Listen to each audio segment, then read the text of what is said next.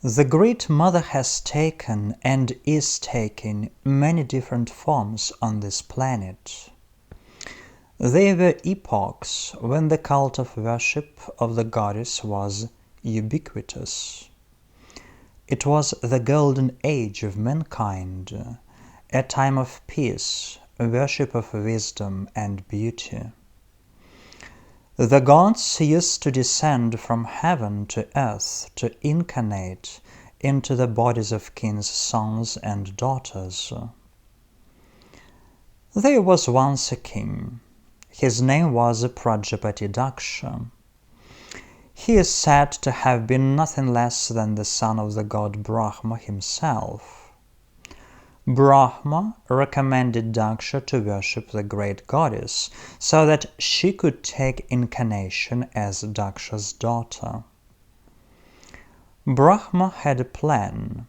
He wanted Shiva to marry Sati when she got matured and thus attract him to participate in the affairs of the human world. The great goddess incarnated in the youngest daughter of Prajapati Daksha, and she was named Sati, which means truth. Sati had revered Shiva since childhood and didn't want anyone else as her husband except Shiva. Her father, however, despised Shiva, refused to honor him as a god, and didn't want to hear about his beloved daughter becoming the wife of a forest tramp who smoked something and meditated among the corpses. When it was time for Sati to get married, the king arranged a Swayamvara. It was a special custom for a girl to choose a groom. Princes from all over the world were invited to the palace, one more beautiful than the other. But as we understand, Sati's heart had already been given to Shiva, and when she threw the wedding garland, it fell just on Shiva, who suddenly appeared at the place where the garland fell, in full accordance with the girl's wishes. Daksha was furious, but he didn't dare break the law and released the newlyweds on all four sides after condemning Sati for her choice and forbidding her to return to his kingdom. Sati and Shiva lived many wonderful years after their wedding on Kailas, high in the Himalayas. One day, a saint named Narada arrived on Kailas with the news that Daksha was planning a big festival and sacrifice, a festival to which all the gods and their families were invited. Naturally, neither Sati nor moreover Shiva were invited by the king to the celebration. Shiva, anticipating the negative outcome of this celebration, did not want to let Sati go, who was eager to go there and to reconcile with her father. In the end, Shiva yielded to Sati's insistent requests and gave her permission to go to Daksha's palace after she had manifested herself in front of him in her 10 terrifying forms, known as Dasha Mahavidya. So the bull Nandi, a devotee of Shiva and Sati, delivered the goddess to Daksha's palace. When Sati tried to hug her father, rejoicing at her meeting with him, he rudely pushed her away and began to revile Shiva, calling him a beggar tramp. Sati was deeply hurt. As a devoted wife to her husband, she could not listen to such insults. feeling her soul stained with dirt from the mouth of her biological father, she said that she refused to live in such dishonor anymore, and using her inner strength, she burned herself in the fire, falling dead at the feet of her heartless father.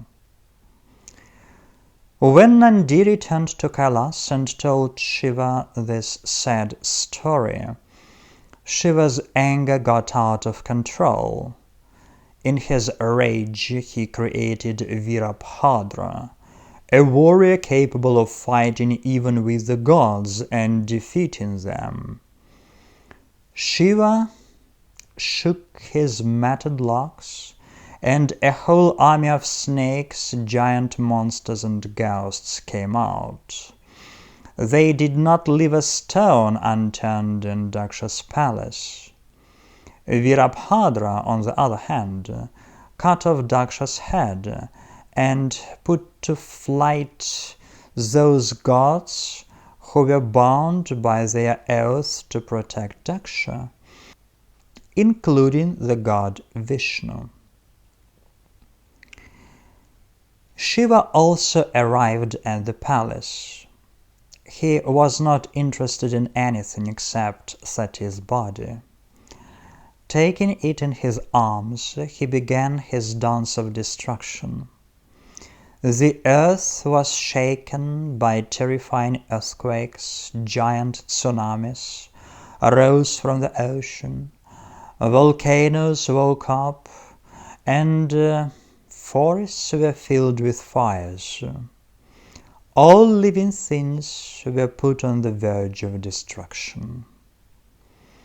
To save the humankind race from destruction, Vishnu, one of the three greatest gods, threw his Sudarshana chakra into Sati's body and cut it into 51 parts. In those places where parts of the goddess's body fell to the ground, there are now temples dedicated to the mother goddess. These places are called Shakti Pithas and are considered to be the most sacred. Shiva, feeling that Sati's body was no longer in his hands, retired to Kailas and plunged into the longest meditation of his life. What can this story about Sati teach us, the people of the 21st century? A lot. For me personally, several important lessons are opening up here. Lesson 1. If the father is a fool, then do not try to reason with him, appealing to some lofty feelings and trying to reconcile with him, and so on. This applies not only to father-daughter relationship, but also to any relationship between people. If you are not accepted and pushed away, then you do not need to look for more meetings with such people, even if these people are your parents.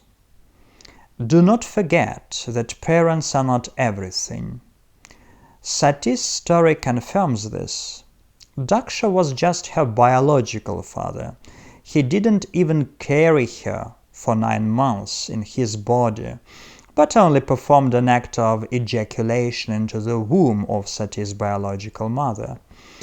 The Supreme Father is the Supreme, and the Supreme Mother is the Mother Goddess. You should seek their advice and their guidance if your earthly parents are fools. In present days, alas, parents are often hopeless fools. But this is not a problem if you understand that there are the Heavenly Father and Mother who you can worship and whose protection and guidance you can get. Lesson 2. Although Daksha was the son of Brahma, he himself was an arrogant and ignorant person, unable due to his arrogance and ignorance to see God in Shiva and the mother goddess in Sati. Hence, being born into a high-born family, even in the family of God, doesn't make a person worthy of respect, nor of the privileges that are inherited by birthright. Only personal merits and personal work, self-sacrifice, and the sufferings and obstacles that a person overcomes on the way, only they turn a person into something higher. Neither being born in a high caste, no money, no position by themselves, can make a person either smarter or wiser. Only personal qualities developed by the person himself are able to make him a man with a capable letter, or even turn him into a living God. There are some examples of such people in the history of mankind. Lesson 3. Evil is relative. Daksha gave birth to a terrifying series of events by his arrogance. But, on the other hand, if there hadn't been this series of events, would 51 Shaktipithas have been created? Would these sacred places of worship of the Great Mother have arisen? We can learn a very important lesson from this. Certainly, we are not immune from evil from other people. However, it is in our power to turn this evil into good. This is how this universe is built. The beginning of the new is already hidden in the destruction of the old. The acquisition is hidden in the loss, and the solution already exists in the problem. Lesson 4. Sati didn't have to burn herself just because the idiot father had said some undeserved nasty things about her husband. In this regard, I recall the words of Christ, who once said, "It is not that which enters into a person that defiles, but that which comes out of him that defiles." Therefore, no matter what dirt a person lives in, he can remain eternally clean. And on the contrary, a person can live in a clean room, walk in clean clothes, and always have a perfectly washed body, but can be dirty and smelly because his thoughts, words, and actions are dirty and disgusting. Therefore, everything said by Daksha discredited only him and no one else. Sati, being a goddess, however, was also a person at the same time. Let's not forget that she lived in the world and in the era where critical analysis was not as developed as it is now. So, of course, we can't blame her for misunderstanding the situation. It was a Vedic world, and the words of the Father, albeit near-minded one, were taken very seriously at that time. Lesson 5. People like Daksha should not be allowed to power. If they succeed in breaking through there, the result of it is sad. Daksha has been obsessed with his own greatness for the whole life, for which he finally paid. Such creatures are always concerned only with their fantasies, instead of spending God-given time caring for people's welfare, strengthening the state, educating the people, and creating a society of social justice. Their goals are their own enrichment and imaginary greatness. Alas, Kali Yuga knows too many creatures of this sort.